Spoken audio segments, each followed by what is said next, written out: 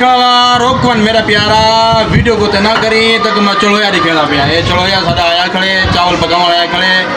ताई को पूछ जैसे क्या क्या शाय बड़ा गिंदे हां से क्या क्या बड़ा गिंदे तई इधर से यार बड़ा गिंदा मिठा पुलाव बड़ा गिंदा सादा पुलाव बड़ा गिंदा जय शाय तो कट्टे पुलाव बड़ा गिंदा इंशाल्लाह दुनिया दा हर खाना पका से इंशाल्लाह हुक्म नाल संगत ओदे में दुनिया दा सारे जिती खाने पका सकता ता एक खाना जरा कोई मुश्किल खाना वडे सा दे केड़ा खाना मुश्किल है केड़ा पकावन केड़ा मुश्किल है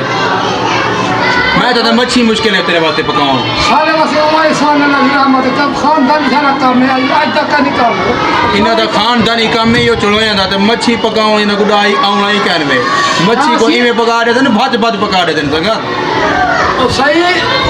आप चंगी ना खावी कोसी यही में संगा ते मैं तो को दसा जेरी मच्छी ओ बड़ा सा दिन कोल यारी मच्छी ते लगनी में साला नहीं पका सदे ये सारा बत बत पका रखे थे वीडियो ज्यादा लंबी थी नहीं पे दूसरी वीडियो में मिल सो अल्लाह हाफिज़ अस्सलाम वालेकुम।